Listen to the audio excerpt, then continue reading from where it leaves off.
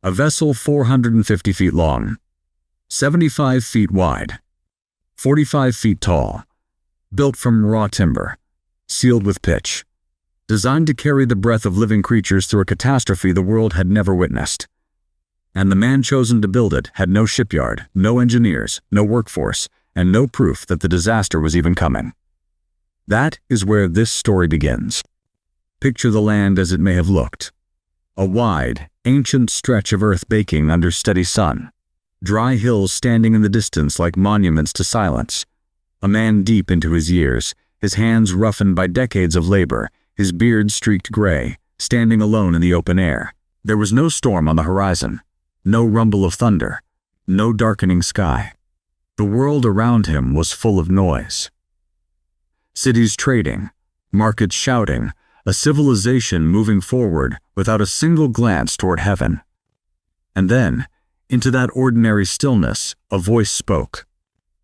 Not to a king, not to a priest surrounded by attendants, to a man standing on bare ground with nothing but his obedience to offer.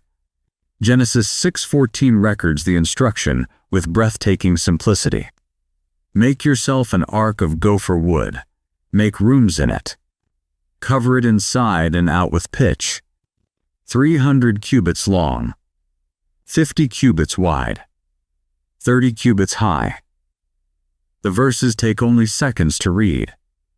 The weight behind them would crush a lifetime. Noah was not a shipwright. He had never seen a vessel of that scale. No one in his world had. He lived inland, far from any sea large enough to hold what he was being told to build. And the reason for the construction was stranger still. A flood. A world-covering, life-ending flood. If rain, as we know it, had not yet entered human experience, then the very concept Noah was preparing for had no name, no precedent, no frame of reference. He was being asked to build escape from something no living person could imagine. The people around him would have seen a man talking to the sky. Heaven saw a man being handed the future of every living thing on earth. But divine instruction, no matter how clear, does not build itself.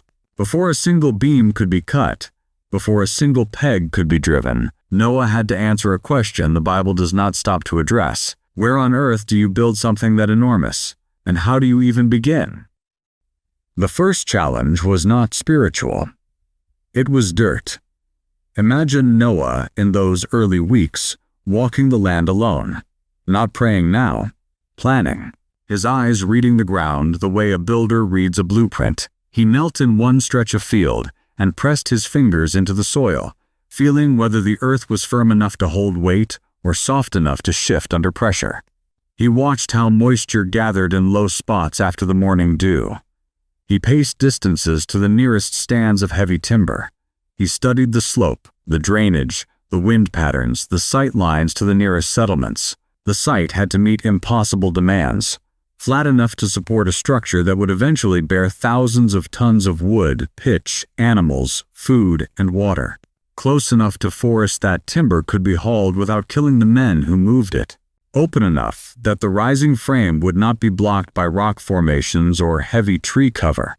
And removed enough from populated areas that the work could continue without constant interference from neighbors who already thought Noah had lost his mind. Not every site passed the test. At one stretch of open ground, the earth seemed firm enough, until Noah drove a stake deep into the soil and watched water gather around the base. He pulled the stake free, mud clinging to the wood in dark, wet ribbons, and knew immediately. This land would betray the weight of the ark. It would shift, sink, and swallow the keel before the frame was half finished. He moved on. The Bible does not describe the land he finally chose, but the scale of the task tells us what it demanded. Imagine the morning the ground was finally selected. Noah standing at the center of a long natural clearing, the tree line dark in the distance, the sky wide and open above him. He drove a stake into firmer earth, and this time the ground held. The work began. His sons crouched in the dirt beside him, pulling roots by hand, prying stones loose with bronze bars, rolling boulders to the edges of the clearing and stacking them into rough boundary walls. The ground was uneven, dips and rises that would make any long structure unstable. They dragged heavy logs across the surface, back and forth, compressing the soil into a firm, level bed. No surveying instruments, no concrete, just stakes, knotted cords pulled tight for straight lines, and the human eye measuring what no tool in that age could. This phase alone, clearing, leveling, preparing, may have taken months, and when it was done, all they had was a flat stretch of packed earth in the middle of an empty field. The foundation was ready, but the foundation was nothing without timber, and the timber was standing in the forest, rooted deep, waiting to be taken down by hand, one tree at a time. Genesis calls the material gopher wood, a term still debated among scholars. Whatever the species, these were not slim, manageable trees. To build a structure of the dimensions God described, Noah needed massive, ancient trunks, the kind of timber that would take hours to bring down with the tools available in that age. Picture the first tree. Noah and his eldest son standing at the base of a trunk wider than both their arm spans. They scored the bark in a deep ring with a bronze blade, then began striking the same groove with axes, alternating blows in a steady, punishing rhythm, metal biting into hardwood, chips flying with each stroke. Sweat running into their eyes, their shoulders burning, their grips slipping on handles worn smooth by repetition. Hour after hour, the groove deepened, grain by grain, ring by ring, until a low groan rolled through the trunk. The canopy shuddered. A stillness fell across the forest. And then the crash, the whole tree falling through the undergrowth, shaking the ground beneath their feet and scattering birds from every surrounding branch. That was one tree. They needed hundreds. Each fallen trunk had to be stripped of branches with adzes, the bark peeled away in long curling strips with drawn knives. Then the real labor, moving it.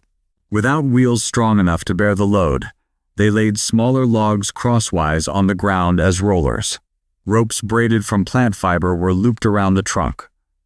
One man guided from the front with a steering pole. 2 or 3 pulled from behind, leaning into the ropes with the full weight of their bodies, sandals grinding into the dirt. The trunk inched forward over the rollers, groaning and resisting. When it passed the last roller, someone ran back, pulled the log free, carried it to the front, and the cycle started again. One trunk, one field length, then another, season after season, year after year, and at the building site, the shaping began. Each log had to be squared or hewn to fit against its neighbors. Surfaces were flattened with adzes, short, chopping strokes that peeled away wood in thin layers. Joints were cut by hand. Notches, scarfs, mortices, each one designed to interlock under pressure. Holes were drilled with bow drills for the wooden pegs that would pin every joint tight. No nails, no bolts, no glue. Just wood fitted against wood with a precision that had to hold against forces no one alive had ever experienced. Think about the math buried inside the command. A whole 4.5 football fields long, 3 full stories high. The volume of timber required was not measured in cartloads. It was measured in forests, and every single piece had to be selected, felled, stripped, hauled, shaped, and fitted by hand. But gathering wood and shaping beams was only the visible part of the challenge, the invisible part. The part that would test Noah more deeply than any physical labor was time. The construction of the ark was not a season of work. By most readings of the biblical timeline, it stretched across decades, perhaps close to a century.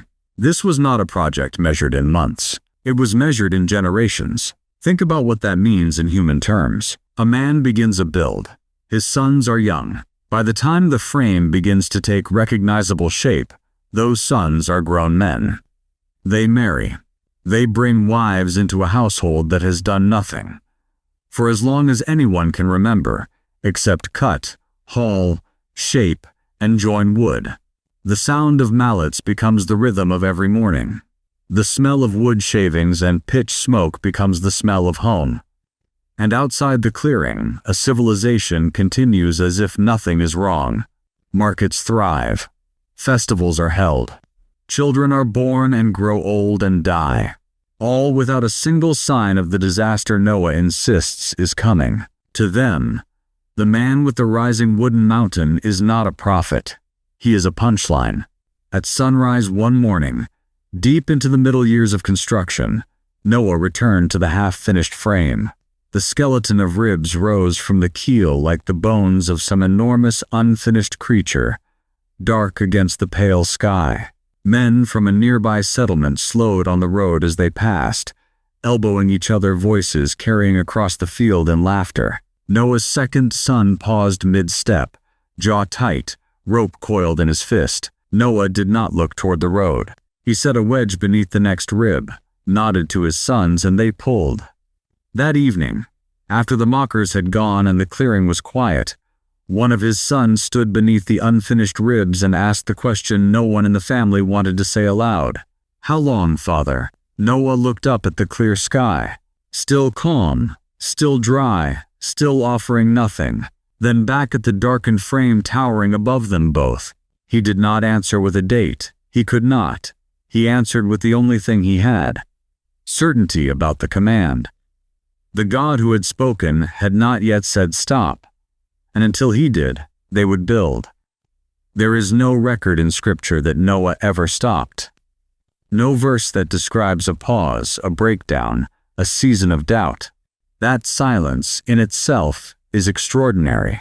A man who absorbed decades of ridicule without abandoning the command. A father who answered his own son's doubt not with proof, but with presence.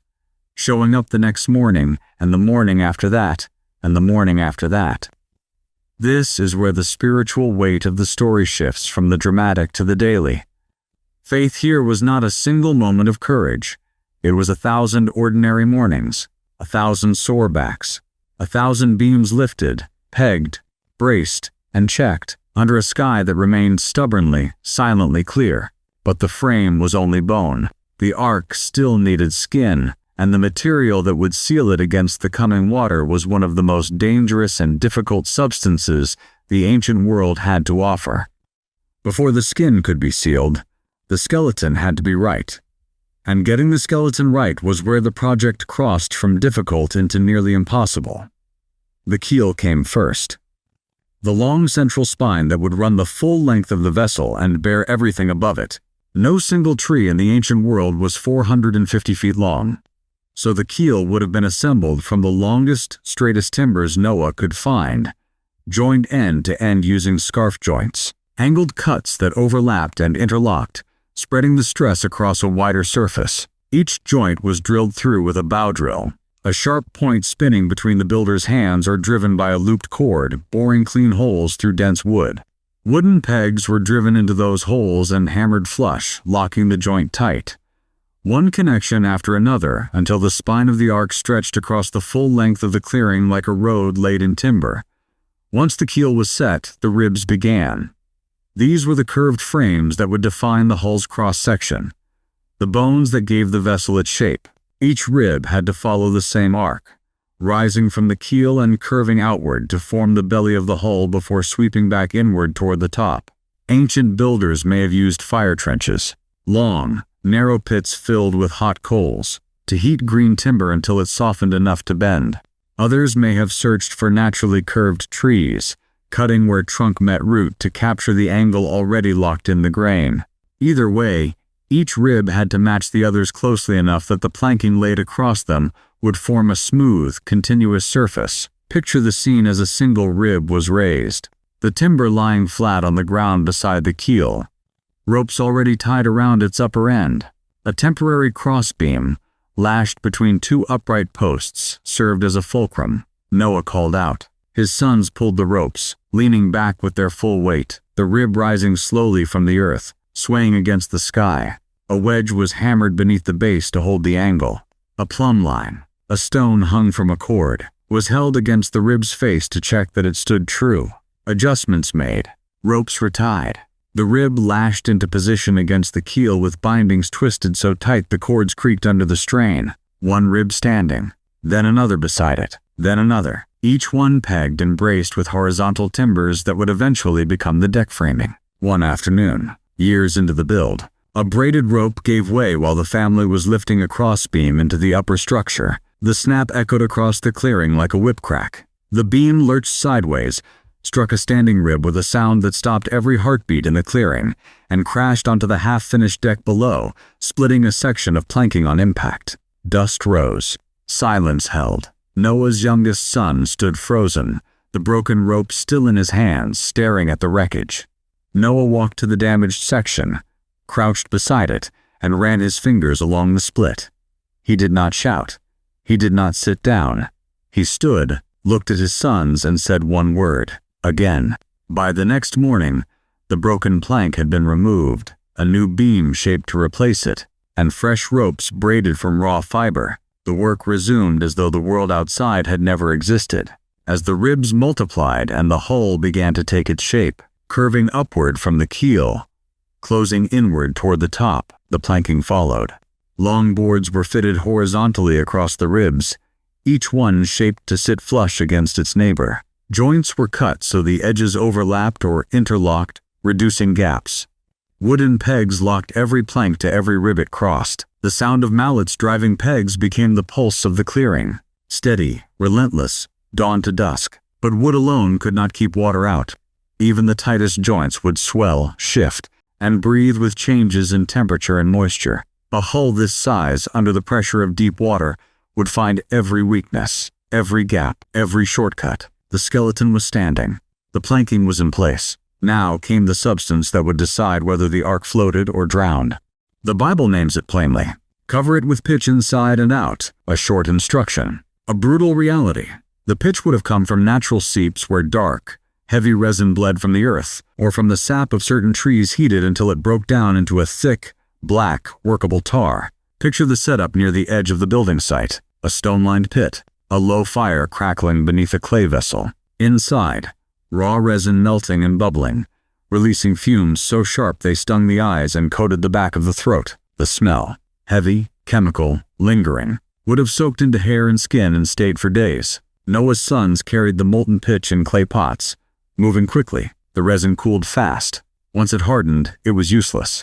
They poured it into every seam between planks, pressing it deep with flat wooden tools, filling every crack, every joint, every hairline gap where water might find its way through. The interior was sealed first, the lower hull, where the pressure would be greatest. They worked in near darkness, crouching between ribs, the hot pitch hissing as it met cool wood, black resin spreading across the grain in thick, glistening layers. Then the exterior, climbing crude scaffolding, logs lashed together with rope, platforms of rough planking, to reach the upper sections of the hull, brushing pitch across the outside surface while wind tugged at their balance and the heat from the resin made the air shimmer. Every square foot of that massive hull had to be coated, twice, inside and out. The quantity of pitch required is difficult to imagine. Hundreds, perhaps thousands of gallons gathered, transported, heated, and applied entirely by hand. Picture Noah late one evening, long after the day's labor had ended. He walked the lower deck alone, a small oil lamp in his hand. Amber light crept across black-coated walls. His free hand traced the seams, pressing into the pitch with his fingertips, feeling for soft spots, for bubbles where air had been trapped beneath the surface, for thin patches where the resin had not penetrated deep enough. The hull groaned around him as the night air cooled and the timbers contracted. His footsteps echoed in empty compartments that smelled of tar and fresh wood and silence. One missed seam, one weak joint, one invisible gap deep in the bilge. And everything he had built could fill with water in the hour it was needed most. He found a soft spot near a lower rib joint. He marked it with a scratch from his thumbnail. By morning, his sons had reheated a fresh pot of pitch and sealed it again. The shell was complete, watertight, tested by hand and lamp and the slow, obsessive patience of a man building against a deadline only God could see. But the outside of the ark was only a container. What mattered now was what went inside, because the interior had to keep hundreds of living creatures alive, breathing, fed, and separated for over a year. Most people imagine the ark as a hollow shell with animals standing in rows. The Bible describes something far more complex. 3 decks, compartments, rooms, a vertical world of timber, designed not just to float, but to sustain life through the longest voyage in human history. The lower deck would have borne the heaviest creatures, large animals whose weight needed to sit near the keel for stability. The middle deck likely held mid-sized animals, along with the bulk of food stores and sealed water vessels. The upper deck, closest to the single window Genesis describes near the roofline, would have housed birds, smaller creatures, and perhaps the family's own quarters, the only space with access to natural light and fresh air. Each level demanded its own internal architecture. Stalls built from heavy planking, braced against the hull ribs, strong enough to contain animals that might panic in darkness or rough motion. Walkways narrow enough to conserve space, but wide enough for a man to pass carrying grain or water. Feeding troughs mounted at different heights for creatures of different sizes, each one secured against tipping. Drainage was essential. Angled channels were likely carved into the deck planking, directing animal waste toward collection points along the hull walls, openings that could be cleared or sealed depending on conditions. Without this system, the lower decks would have become unlivable within weeks. Ventilation may have been achieved through shafts built into the upper structure, channels that drew outside air downward through the decks while preventing rain from pouring in. Baffled openings, angled covers, or staggered vents could have allowed airflow without direct water entry.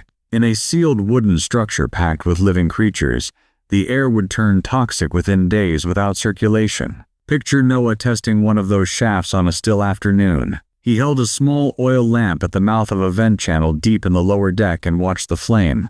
If the fire held steady, the air was dead. The shaft was blocked or too narrow. If the flame flickered and bent, air was moving. He adjusted the opening above, widened a baffle, tested again. The flame leaned sideways and held. Air was reaching the lowest deck. He moved to the next shaft and repeated the process, channel by channel, until he was satisfied that every level of the ark could breathe.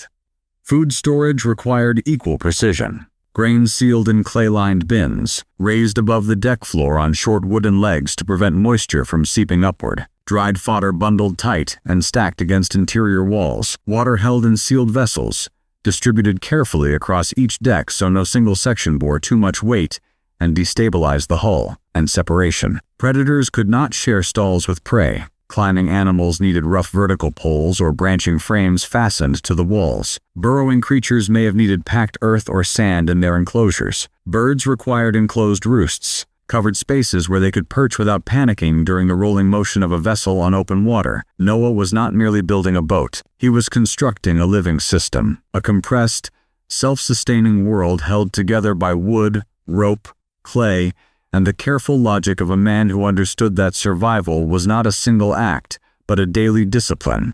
Modern naval architects who have examined the ark's dimensions, roughly 6:1 length to width, have noted that these proportions closely match the ratios used in stable cargo vessels designed to ride heavy seas without capsizing. The ark had no sail, no rudder, no means of navigation. It was never designed to go anywhere. It was designed to stay afloat and to keep everything inside it alive. But the ark was finished.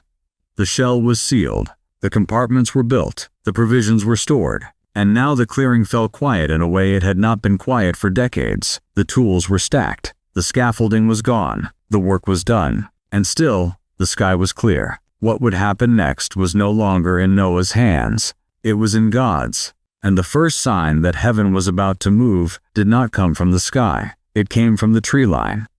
The ark stood finished. Its hull rose above the clearing like a dark cliff of timber and pitch, casting a long shadow across the field. Smoke from the family's morning fire drifted upward in a thin line. The sky was calm. The horizon was dry. And then, from the edges of the world, movement began. Animals appeared, not driven by whips, not herded by men, not captured and dragged in cages. They came on their own, in pairs, from directions no one expected. Birds wheeling in slow spirals above the clearing. Beasts of the field walking out of the tree line in steady, ordered procession. Creatures from regions no human in Noah's land may have ever visited. Some enormous, their footsteps pressing deep into the soil. Some small enough to hold in one hand. Predators walking beside prey. Calm, unhurried, focused, moving as if guided by a shepherd no human eye could see. Genesis 7 records this with quiet, deliberate awe. 2 by 2 they came to Noah and entered the ark. The text does not explain the mechanism. It does not need to. The image alone is enough to silence anyone who sits with it long enough. Now imagine the people watching from the road. For decades they had laughed at the wooden mountain in the clearing. They had mocked its builder. They had used his name as shorthand for delusion. And now, standing at the edges of their own fields, they watched a procession of animals no caravan had organized, no shepherd had driven, no king had commanded, walking calmly past their homes and into the vessel they had ridiculed for a lifetime. Children pointed, elders stepped outside and stood still. Conversations trailed off. The slow, terrible recognition began to settle. The kind that starts in the stomach before it reaches the mind.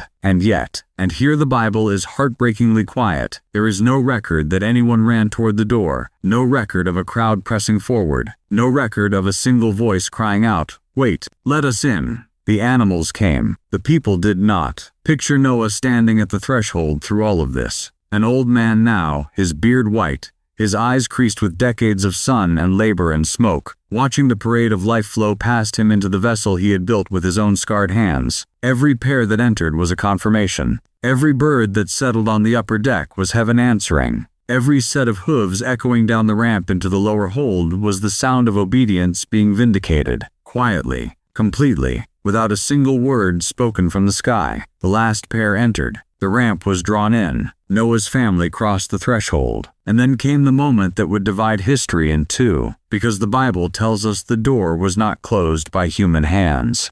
Every act of biblical obedience eventually meets a single object that carries the full weight of the moment. For Abraham, it would later be a knife held above a stone altar. For Moses, a staff stretched over a divided sea. For Noah, it was a door, a massive timber frame set into the side of the hull, reinforced with heavy crossbeams, its edges sealed with layers of black pitch. That door had stood open for years, wide enough that any person who believed the warning could have walked through it, an invitation framed in wood, waiting in plain sight. No one outside Noah's household had taken it. Now the animals were inside. The provisions were stored. The family had crossed the threshold. And Genesis 7:16 records the detail that transforms this door from architecture into theology. The text is precise. The Lord shut him in. The same hand that had spoken the command decades earlier now sealed the door from the outside. Noah did not pull it closed. He did not throw a bolt. He did not make the final decision. The hand that closed it was the same hand that had measured the cubits, endured the years of warning, and finally, silently, drawn the line between mercy and judgment. Inside the ark, the air changed. The light narrowed to whatever filtered through the single high window. The sounds of the outside world grew muffled behind pitch-sealed timber. Noah stood in the dimness, his family around him, the animals breathing in the holds below, and waited. The laughter outside would continue for a little while longer, but not for long, because what came next did not begin in the sky. It began beneath their feet. Genesis 7:11 places it with almost ceremonial precision. The exact month, the exact day. The fountains of the great deep burst open, and the windows of heaven were opened. It did not begin gently.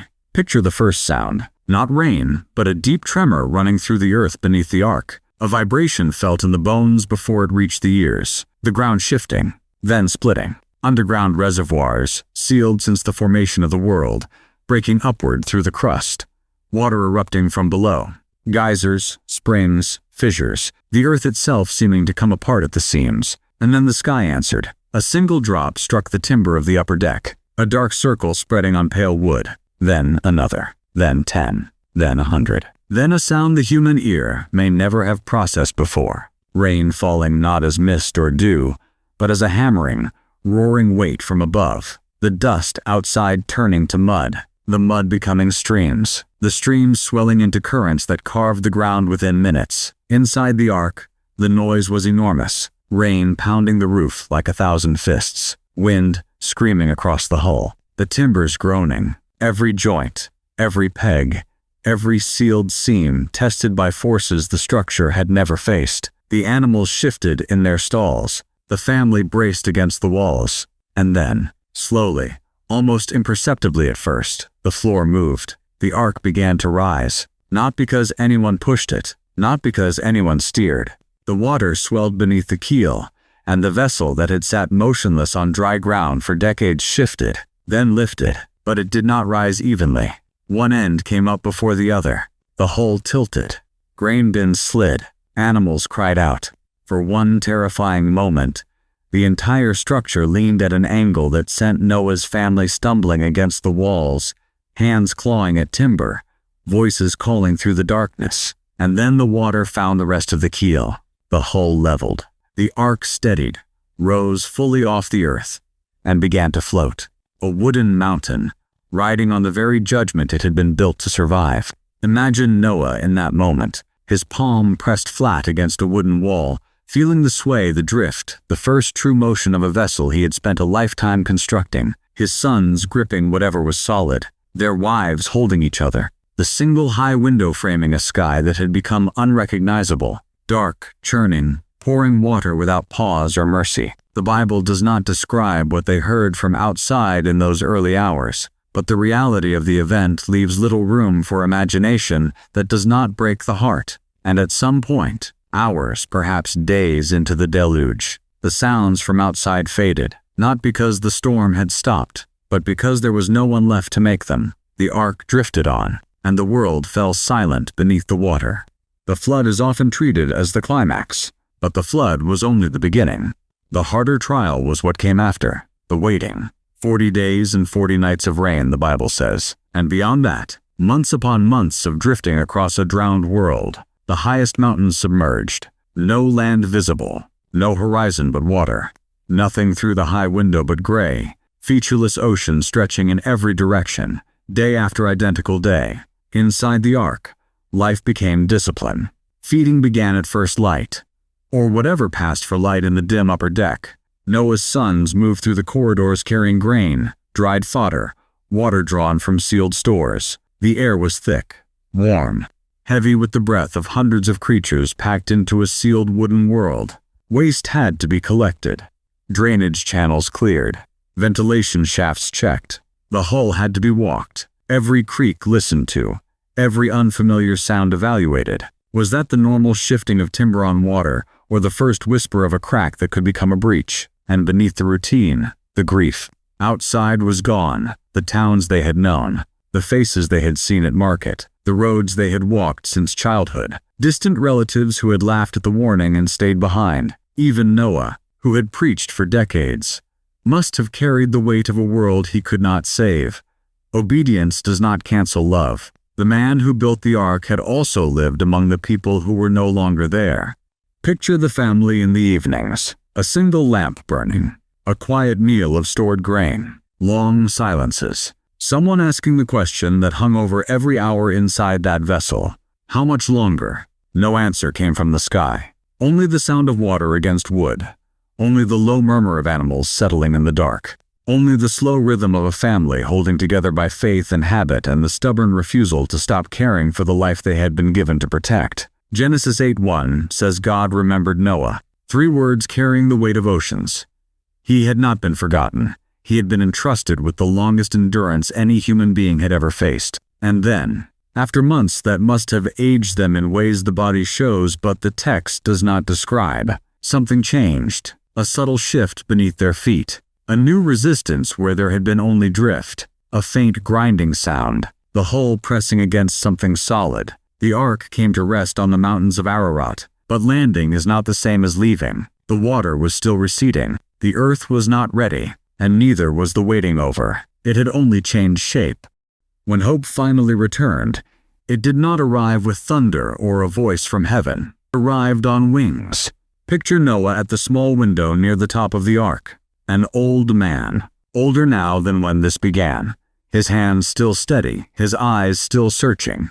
He opens the shutter. Cold light pours in, clean and sharp, untouched by the heavy air of the lower decks. He releases a raven. The Bible says it flew back and forth without settling. The world below was not yet ready. Days later, he sends out a dove, a small white shape lifting from his weathered hand, wings beating against open sky. The bird circles the ark once, twice, then disappears into the gray distance. The family waits, watches, listens, and eventually, the dove returns, finding no dry place to land. Noah reaches out, lets it settle on his palm, and draws it gently back inside. 7 more days. Then he releases the dove again. This time, when it returns, it carries something in its beak, a leaf. A single, small, fresh olive leaf. green against the cracked, sun-darkened skin of an old man's hand. Picture the family gathering around him. Picture the silence as they stare at that impossible scrap of green. Picture the tears rising in eyes that had not seen a living plant for the better part of a year. Somewhere beyond the water, a tree had survived. Somewhere out there, the earth was already reaching upward again. This is one of the quietest, most gentle. The God who had just judged an entire world chose to announce its rebirth not with a trumpet, not with fire, not with a voice shaking the heavens, but with a leaf, carried by a bird, placed into the hand of a man who had waited longer than anyone should ever have to. 7 more days. One final release. This time the dove did not come back. It had found a place to rest. The world was breathing again. Noah waited still. He did not force the door. He did not rush the moment. The same God who had told him when to enter would tell him when to leave. And when that word came, "Go out from the ark," the family obeyed. Imagine the door opening for the first time in over a year. The rush of cool, washed air. The blinding width of the sky. Mountains in the distance, bare and glistening. Wet stone under sandaled feet. The animals emerging behind them, pair after pair. Wings stretching, hooves striking rock. Voices calling out across an empty, waiting world. And the first thing Noah did was not build a shelter, not search for food, not scout the land. He built an altar. He gathered stones from the wet ground, dark, heavy, still cold from the receding water. He stacked them into a simple structure. He took from the clean animals and offered a sacrifice to the God who had carried his family through the longest night the earth had ever known. Genesis 8:20. Picture the smoke. A thin column rising into a sky that had only recently been a weapon. The family standing around the altar, gaunt, weathered, their clothes faded, their faces carved by exhaustion and grief and something deeper than both, gratitude, awe, the stunned stillness of people who had survived something they could barely comprehend. And then the sky answered one final time. A bow of color stretched across the heavens, remembered in Genesis as the visible sign of God's covenant. Never again would the waters become a flood to destroy all life. A promise painted across the sky in light and color. A divine signature arcing from horizon to horizon over a world that had been broken and remade. Noah's family descended the slopes in the years that followed. They planted. They built. They filled the earth with children who became nations. And every civilization that rose in the centuries ahead would carry, buried somewhere in its oldest stories, the memory of a great flood, and the outline of a vessel that had carried life through the end of a world. So what do we carry from this story now, thousands of years later? We carry the truth that Noah's story was never primarily about water. It was about what happens when one person decides to obey God before the proof arrives, and keeps obeying long after every human reason to stop has come and gone. The wood was real. The pitch was real. The decades were real. The mockery, the rope burns, the cracked beams, the sleepless nights checking seams by lamplight. All real. And the door, when it finally closed, was real too. Think about how much of Noah's life was lived in the gap between command and confirmation, between warning and flood, between building and boarding, between the door closing and the ark lifting, between the dove flying out and the dove returning. Almost all of his story is endurance. Almost all of it is waiting. And maybe that is the part that speaks loudest to ours. Most of us are not standing in the middle of the storm. We are standing in the long, quiet years before it, the seasons when the work is invisible, when every voice around us says to stop, when faith looks like foolishness to everyone watching. Noah's life is permission to keep building anyway. Obedience had become survival. Faith had become a vessel. A divine command had become a wooden refuge wide enough to carry a world. And somewhere, even now, that same pattern is being written into the lives of people who hear God in the quiet and respond with their hands. People who build what no one else understands. People who keep working when the sky is still clear. People who trust that whatever comes will not find them unprepared, because they started building the day they heard the voice. That is what Noah leaves with us. Not only the memory of a flood, not only an ark on a distant mountain, but the witness of a man who proved, with sweat and silence and stubborn obedience, that when God speaks, the most powerful thing a human being can do is pick up a tool and begin.